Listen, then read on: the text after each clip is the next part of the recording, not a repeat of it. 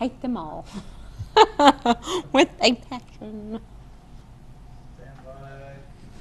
We're live. Hey guys, we're live, and oh, I got distracted for just a minute. I got distracted. I'm getting a little fuzzy. It's getting late. We are fixing to have one more show here at Life in the Smokies at Mountain Fun Life. And guys, don't forget to share us and like us and heart us and love us and smiley face and thumbs up and all that good stuff, and send us your comments. And guys, if you want to be on the show, send us your comments, give us your name, and you can be a guest here on the show. We've got 3 different studios here at Mountain Fun Live channel, and we will be back here shortly with just another episode of Life in the Smokies with Laura.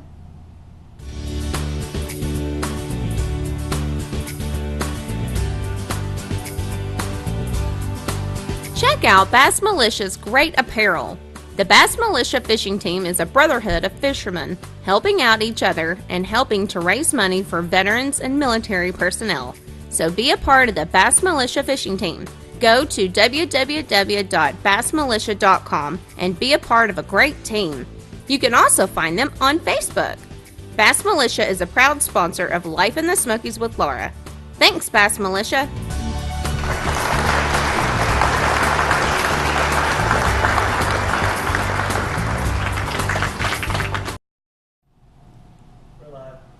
Hey guys, welcome back to Mountain Fun Life Network, and I'm Laura with Life in the Smokies with Laura.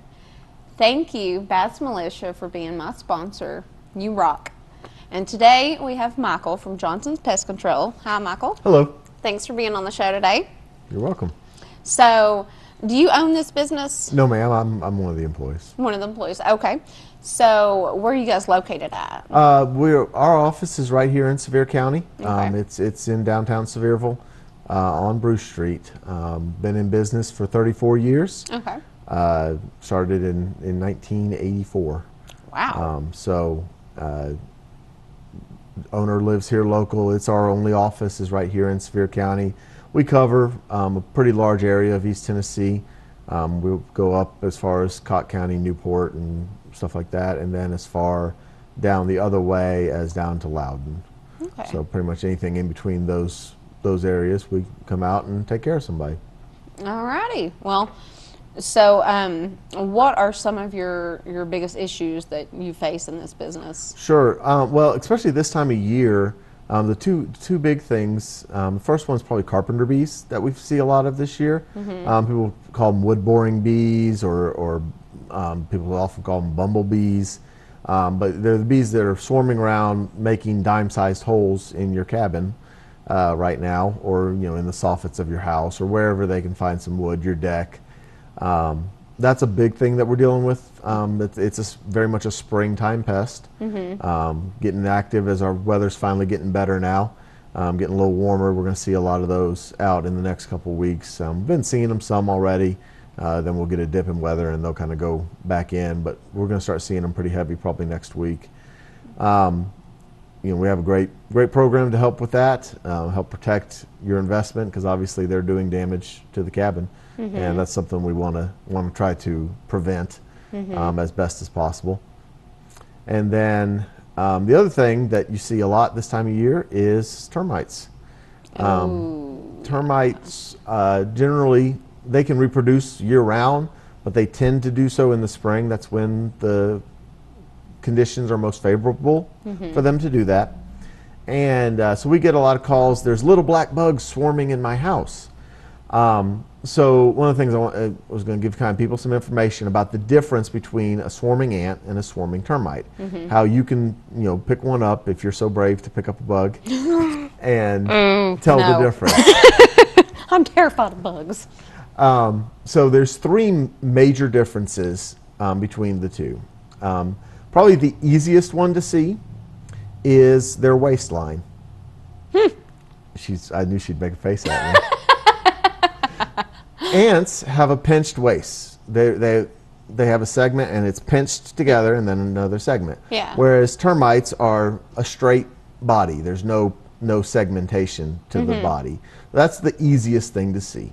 The second thing you can look for is the way the wings are structured. The ants will have a longer and a shorter wing. The termites, all the wings will be the same length. So that's both things you can see pretty easily, as long as you're willing to get close enough to them to see it. Okay, now, you said ants have wings? These swarmers do, yeah. I didn't know there was an ant that had a wing. All ant colonies, almost every ant colony has a swarming phase. That's the reproductive phase, much like a termite colony. Okay. I've learned something else. Okay. The third thing you can look at is actually their antenna. That's a little harder to see, but there is a distinct difference between them. The ants have a crook in their antenna. They have an L-shaped antenna, and the termites will have a straight antenna with no bend in it. That's a little harder to see unless you really are holding it up to your face.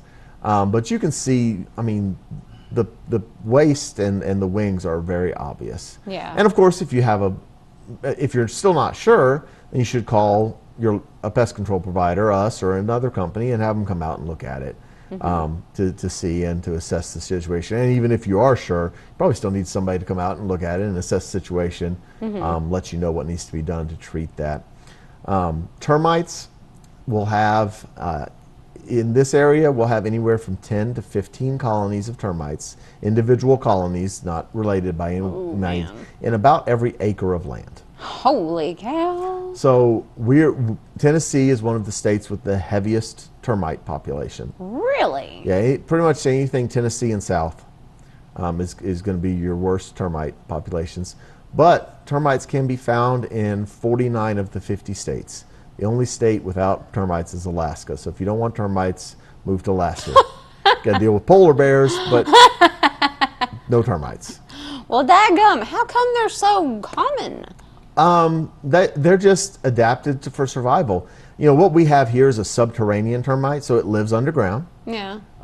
So, you know, the frost and freezing doesn't really affect it, because it's not, they can just go a little deeper in the ground and get away from it. So they're going to survive the winters, and they're still feeding, still eating through the winter as well. You know, a colony of termites can take out, you know, a piece of wood pretty quick, depending on the size of the colony. A colony can range from a few thousand to tens of thousands.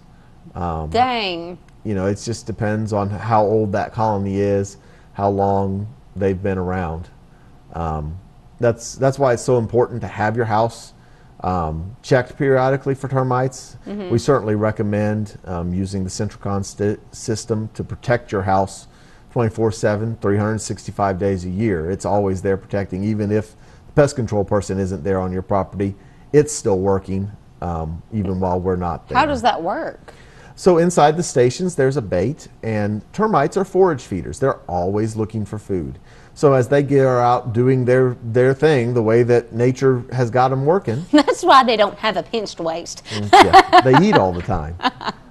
They're going to find food. That's what the workers are designed to do. Go find the food. Yeah. So they're going to hit those bait stations, start carrying that back to the colony. The bait in Centricon stations is easier to digest than wood is even for them. So they go, oh, this is great. Somebody put out filet mignon for us. Yeah. And so they can get in there, get that, start carrying it back to the colony. As soon as that's happening, you're getting dead termites, you know, and they're going to share that with the entire colony. You're going to kill the queen. Once you've killed the queen, you've killed the colony. Oh. So you got to get to the queen to kill the colony. Kill the queen. Wow. So, I mean, that's obviously the biggest thing, and that's why I tell people every time I get a chance to speak to somebody about pest control or termites or anything, is the number one most important thing you can do to protect your house, to protect your business, to protect whatever piece of property you own, is to protect it from termites. Yeah. Because they're the ones that are going to do more damage than anything else. There's other things out there that can damage a house, you know, in the pest control world, like the carpenter bees or like a carpenter ant. But the termites are by far the most prevalent. Yeah. Those things scare me. I didn't know that much about termites, though. I didn't know that much about bugs. But what I was asking you about earlier is them, What were they called? Box elder? Box elder beetles. Ew. Box elder beetles fall underneath the category of pests we call fall invaders. As a general rule, they're going to invade the most in the fall months, late August through on into probably November, depending on how the weather shifts. Consider those, Asian lady beetles, what most people would call a ladybug, and stink bugs, which are the kind of shield-shaped bug that if you smush, you'll know why they're called stink bugs. Them brown things? They are kind of a grayish brown. Yeah, okay. Yeah. And those all can be, we can do a great job of helping prevent those invading your house. What they're doing is they're coming, trying to find a place to stay over winter, stay warm, not die. Yeah. And the siding in our house looks like a great place for that. In nature, they're going to get up behind bark of a log or something like that, somewhere they can huddle together and stay warm. Yeah. And that's what they're doing. You can see box elders other times of the year, but when you see the worst is usually in the fall, as they're trying to get in, huddled together in masses to stay alive. Yeah. And our goal is to make sure they don't stay alive. Well, I need to have you at my house to make sure that they don't stay alive, because I got a bunch. Certainly. Now, what do you see the most of? I mean, Ants. ants. Ants are probably the number one pest Really? in the U.S., if not worldwide. There's so many species of ants. They, again, are very well adapted to survival, to do what they need to do. We get a lot of, again, as it gets warmer, ants get more active. You're going to see them a lot more. Really, the only way to prevent that is with a regular pest control service. Whether it's having somebody there maintaining a barrier on your house to prevent things like ants or any of those other bugs from trying to take up residence with you. Yeah. Now, you said there was an ant that had wings? A lot of your ants swarm to reproduce, and just like termites swarm, so that's a winged event. Not all ants, but most ants have a swarmer phase.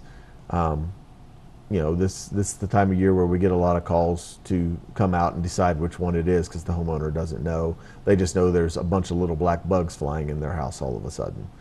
I'm going to have to Google that after we get through talking here, because that interests me. I've never seen a flying ant. Yep. And now that is something that I need to see, because I'm intrigued. Absolutely. I ain't never seen one of them bad boys. But anyways, Well, I hope you never do. I really don't want to, but I'd like to see one online just to see what it looks like. Well, thank you so much for being on the show.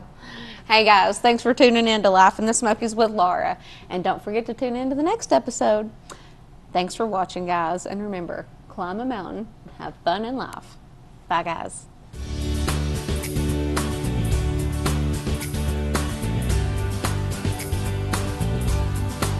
Check out Bass Militia's great apparel.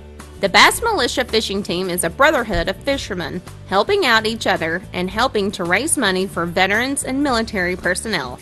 So be a part of the Bass Militia fishing team. Go to www.bassmilitia.com and be a part of a great team. You can also find them on Facebook. Bass Militia is a proud sponsor of Life in the Smokies with Laura. Thanks, Bass Militia.